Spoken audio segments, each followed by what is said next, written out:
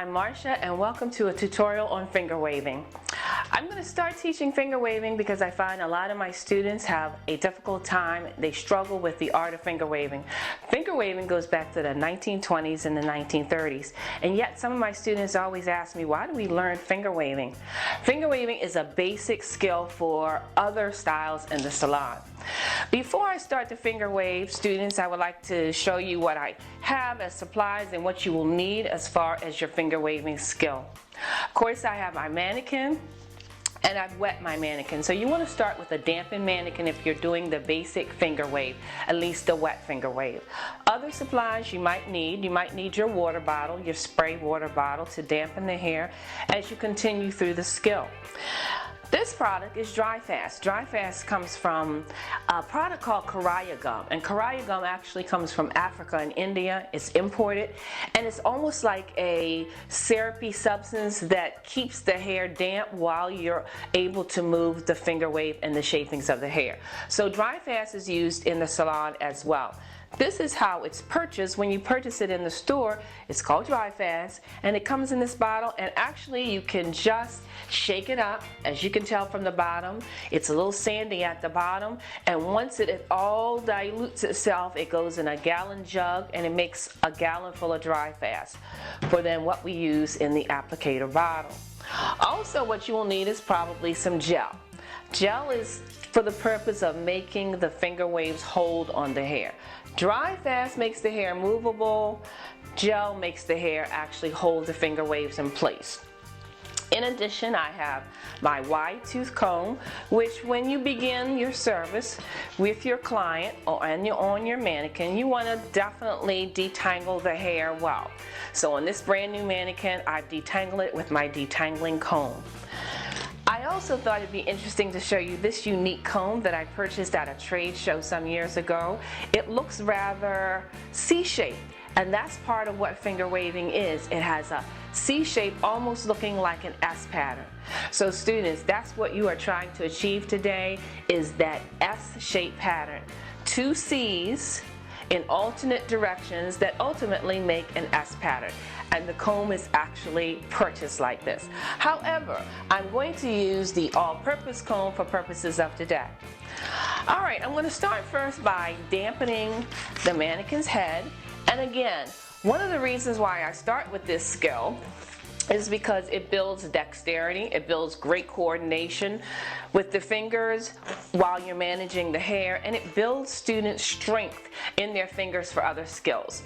I'm going to start first with what we used to call the basic finger wave for the state board test. And students going to cosmetology school pretty much know what I mean by that state board test, the licensure test in order to pass the exam. One of the very first things you want to do when you're starting out your finger wave is really find your point of contact, and usually that's in the middle of the eyebrow.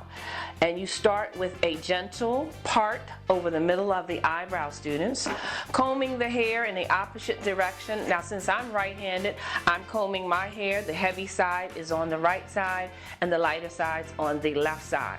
So you find this part to place your part, and the part gently is almost like in the middle of her eyebrow. This is the horseshoe that some of the teachers are probably asking you to make when you start your basic finger wave. Now, I gently pull her hair forward, and students, you can check yourself by taking your comb and positioning it right over the eyebrow to see if in fact you are in the middle of her eyebrow. Now, that part is just to get us started so that we know where we're going. Now, I have a unique way that I teach my students in finger waving. One of the first things you want to do is comb and distribute the hair. If you notice, I have that part over the middle of that eyebrow, and if you're left-handed, you would reverse it. I'm right-handed, so I would put it on this side. Left-handed, you reverse it, put the part on this side. Now, the first thing you want to do is make that shaping, and the shaping is more like a C shape. and it goes almost like the alphabet C. And I have to tell you, this was my most difficult skill when I was a student in beauty school, which is probably why I really challenge myself today, and I love doing finger waves. Finger waves are, you see them on the catwalks, on the runways today. They can be dry finger waves. Some of your celebs and your hip-hop artists are also wearing the finger waves for fashion as well. So we will start first with just making a simple movement in the hair. And usually I start my basic students with just water. Of course, my students think it's punishment, as if I'm punishing them, but using just water will help you really determine where your C shapes are. If you've noticed, you know the comb, the all-purpose comb, it has a coarse side of the teeth and it has a fine side of the teeth. So I'm starting with the coarse side of the teeth. I'm going to be taking my dry fast. Okay, making sure it's secure and top using my applicator bottle, and I will dispense the dry fast through the client's hair, just gently on top of the hair, because for this tutorial we'll probably just get about 2 rows done just to learn the basic finger wave. Now there's an interesting way I teach my students in Baltimore about the finger wave. I sort of made this up, it's not in any textbook, but my students seem to like it because they can relate to it. I call this East Baltimore. This shaping here is East Side. So I'm shaping East Baltimore right here in a C pattern. If you notice, as I push the head forward, it's in a C. It's not an over-dragged and over-exaggerated C. Then right here at the end of my part, which, by the way, the end of your part is determined by the length of your index finger. The end of your part is the length of your index finger. It stops there. My finger stops there. Right here is my South Baltimore. So South Baltimore doesn't get that much shaping, students. It just is a little weak. No offense, South Baltimore, but it's just a little weak. Remember now, East Baltimore, strong shaping. South Baltimore, a little weak shaping. Now I move to the other side of my client's head, fixing my drape. And now I'm on the west side. So I will use my fine teeth because her hair is a little thinner on this side. Heavy side, thinner side. So I know I want to flip to my finer teeth. I'm still making that C shaping.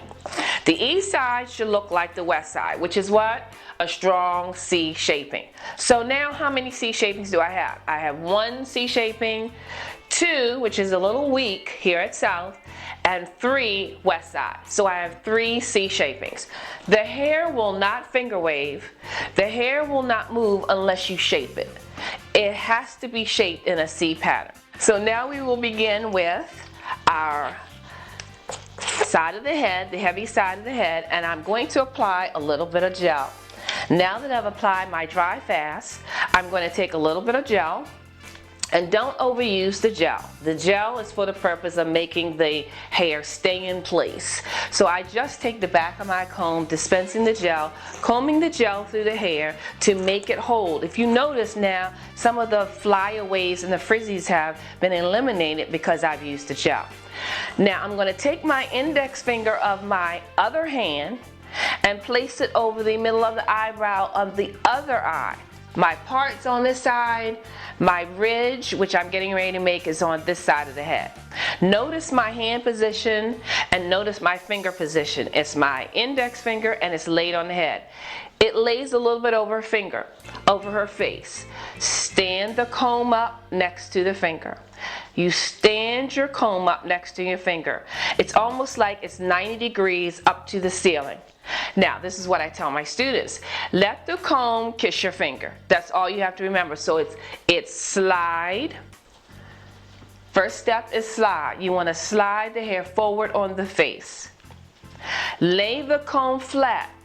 Now, I've made these steps up. This is nowhere in your textbook, but my students seem to grasp it this way. Pull your 2 fingers together, which is your index and your middle finger.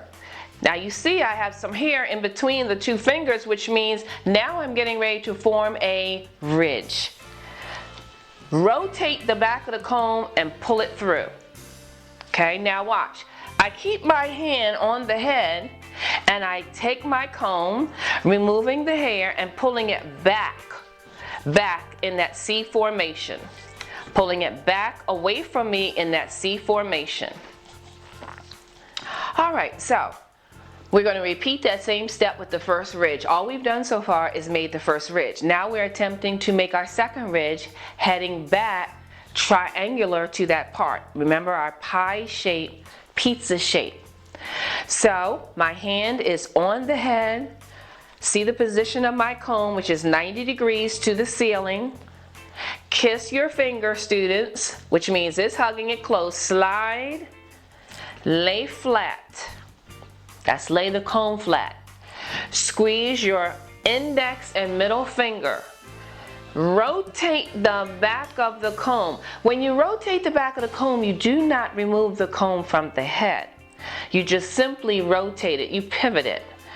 Pull the comb through the hair. Now watch. I flip to my fine teeth and I just put that C back in. If you see my hand movement, I'm putting that alphabet C back in. Without a C shape, it will not finger wave. There is no formation. There is no shaping. You can't force it. It has to be manually done.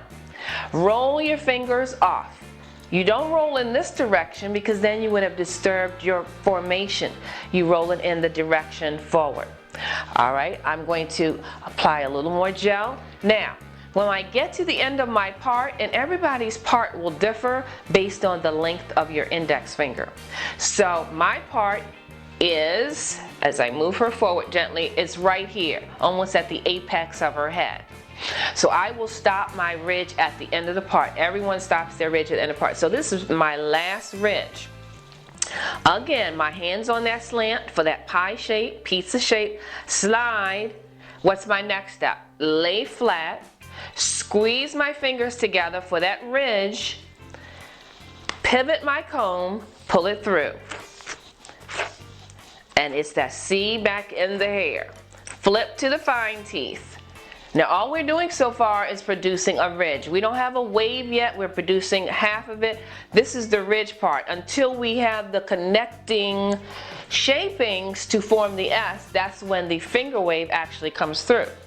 Now students, we are moving out from East Baltimore, moving to South Baltimore, proceeding clockwise around the head. So I'm laying in my crown area. And I want to show that up closely. I'm going to tilt her head ever so.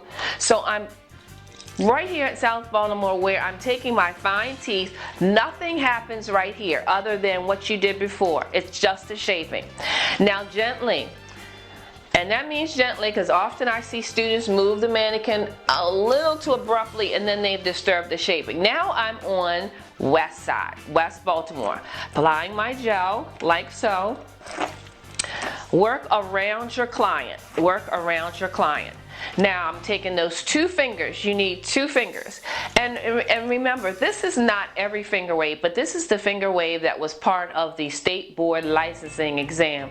So if it's on your licensing exam to be a part of your licensure, then you need to know this particular wave pattern. I'm going to take my two fingers, not covering the part. Do not cover your part, right next to your part. And now I'm going to slide forward, same thing I did on this side. Slide, lay flat, squeeze, rotate, pull through. And if you can tell, I'm gently, because she's on the mannequin stand, gently pulling through. Now you have it's getting ready to form my S pattern. I want to apply a little more gel as I move around the head. And notice I just take the comb to dispense the gel, and it's a little at a time. Now I'm moving. The whole idea with the two fingers, the waves must be uniform. And in order for them to be uniform on the client and to look like a style, you want them to be exactly 2 finger width. Now you can have 1 finger width waves, but for the State Board exam, they are usually requiring that 2 finger width wave to be uniform. Alright, so I'm now on the west side, east side's the side, south side, and it's going to all come together to form what we call a horseshoe. Here we go. Slide, lay flat. Now students usually like this side because this is the lighter side of the head. So you don't work as hard. It's the same procedure, but it's not as much hair in your comb. Slide, lay down flat, rotate, comb, pull through. Remember now, I was the worst student in my class to acquire this particular skill. It took me years and years, but I was determined to get it. Slide, hard work, determination, lay flat, rotate, comb. So now I'm at South Baltimore right here, and in a minute I'll show you what the results are. All I'm doing is the same procedure. Slide, lay flat, rotate, comb, pull through. Now, as I'm doing this, if you could tell, this is going to resemble a horseshoe, just as in the game horseshoes, and that's why they call it a horseshoe. Gently, now I might need a little more dry fast, and you can kind of tell when you need more dry fast versus gel. If it's very sticky and it's not moving well, then you need the dry fast to make it move, make it more pliable. Alright, I always flip to my fine teeth when I see a hole in the head, like spaces, students, because clients don't want to see those spaces in the hair unless the client has thinning hair. So use the teeth of the comb appropriately as you do your finger wave. I'm still have my 2 fingers. I tell my students it's like driving a car around a curve. You are coming up, up, up, up, up around the head. All right, now I'm getting ready to complete my horseshoe. 2 fingers. Now I'm on the heavy side of the head, so I have to put a little more pressure. That's why I like to teach finger waving from the beginning of the school year for new students, because it builds strength in your arm to do your other styling techniques, your basic skills. That manual dexterity is in your fingers, okay, and it should just glide right through. Now I have, again, this is the heavy side of the head. Be very careful, because this is usually where the mannequin wants to fall off the stand and fall to the floor, so because you're applying pressure. So now I'm going to take my 2 fingers still. I'm getting ready to close up this horseshoe, and I'm pulling the hair ever so slightly, but I'm not dragging it. Be careful not to drag it, over drag it, because it will produce holes. Now this is the horseshoe, the creation of the horseshoe that we were talking about before, and which is a part of the state board licensing exam. Students, if you achieve this with your shapings, your formation, this is the hardest part of the finger wave pattern. Now I'm going to do 1 more row. If this was a client in the salon and she actually wanted to wear this as a style, and again, I just recently had a client in the salon, and she came in, and students always say, why do we have to learn this? Nobody wears it. Look at your videos, look at YouTube, look at your runways, and they are modifying it on the catwalk. And a client came in to me the other day, and she wanted finger waves. Styles change, they go around evolution, and so do hairstyles. And I always believe in your basics. Your basics will carry you through. Alright, so I'm on my 2nd row, applying a slight amount of gel. I'm going to do this last row, but I'm going to do something a little different in this row. I'm just going to use 1 finger width to show you that it doesn't necessarily have to be 2 finger width if this was a client. So again, 1 finger, same technique, students. Slide the hair forward, lay it flat, squeeze, rotate, pull through.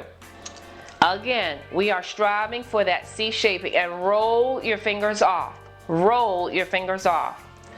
Again, 1 finger, slide, lay flat, squeeze, rotate, pull through. This is the heavy side of the head, East Baltimore. Same thing. Now, to drag, I'm going to do this on purpose of what not to do. We do not want to drag it too far, because then it will produce holes. This is a drag, and typically, sometimes I see this with students. They will drag too far. It's almost like they're dragging from the west side to the east side, and then you have holes in the client's head. So to eliminate that and to avoid that, just take baby steps. Just take baby steps. So I'm going to put it on fast forward. And as you could tell, once you have this technique down, you can do dry finger waves, you can do thermal waves. It's not about the gel, students. Most students think that it's all about the gel, but usually it's mostly about your technique. It's all in your finger. So I'm continuing this row, and if you notice, this row looks drastically different from the first row that I did. And why is that? Because I'm only using the one finger method. Finger waves can be done differently. I'm going to close up this row and show you one more technique.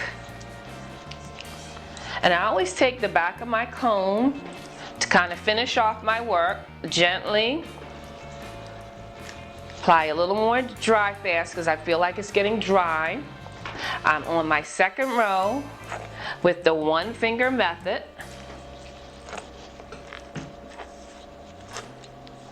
So let's put a little more gel on the end, and we will close up this. All right, and there you go. One finger row, two finger width, and there's your horseshoe. I want to show you something that's a little more modernized and without the part in the head. Let's think of it as a client coming into the salon, and for example, the client came into my salon the other day and she asked for finger waves that doesn't have a part in it. So I'm going to put a little more dry fast, and the dry fast usually goes down to the scalp. I think I have enough gel in there from my prior work, so I'm just going to show you that it's all about the shaping. It's all about how you manipulate and move and direct the hair. All right, so I'm going to start here without a part, taking my finger, and I'm still making that C shaping. We cannot get away from the C shaping because that's what gives the formation in the hair. And I'm going to move the hair where I want it to go. So this time I move the hair on her forehead. It's wherever you want to move the hair. It will follow wherever you move as long as you have moved it with direction and movement. So I'm just creating a whole different look without that part. Meanwhile, I'm still adhering to my slide, lay flat, rotate comb, slide, lay flat, squeeze fingers, rotate comb. There's no magic in my fingers, it's all about the movement. Meanwhile, I'm looking at how I want to move my shaping,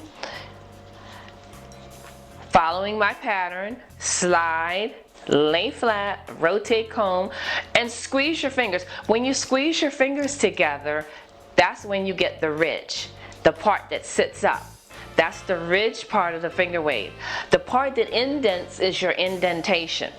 All right, so I'm gently going to move her head to the side. When the lady came in the other day, she asked for finger waves at the nape of her hair and diagonally on the side. She wanted finger waves in the front, and at the top she was going to do something different.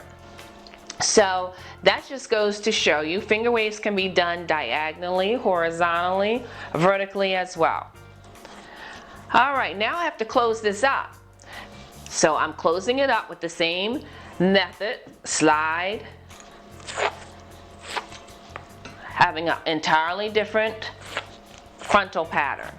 Meanwhile, I'm getting ready for my second row, and when I'm getting ready for my second row, I'm all about preparation. So I've already prepared my second row by using my fine teeth of the comb to C-shape and remove any holes that might be in the hair.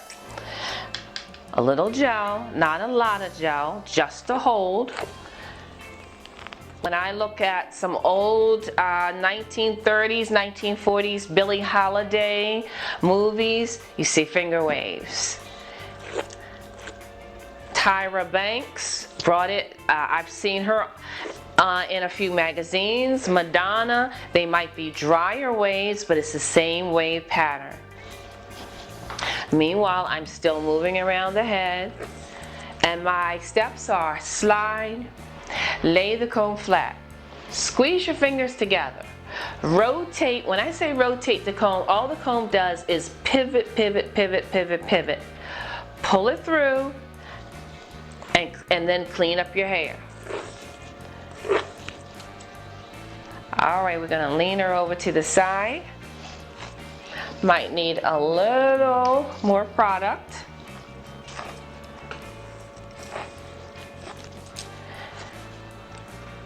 Gently, because those sides sometimes will tilt her over. That's why I'm always gentle on the sides, because then she topples out of the chair or off the stand, and then all your work goes right on the floor. Now, this just gives us another option, okay? And I always believe in presentation, which means making your work look neat, because once again, it's clients who are paying for the service. And this is how you clean up your work with the back of your comb, cleaning up right behind that ridge so that the hair is laying in there ever so nicely. And that's it. Thank you.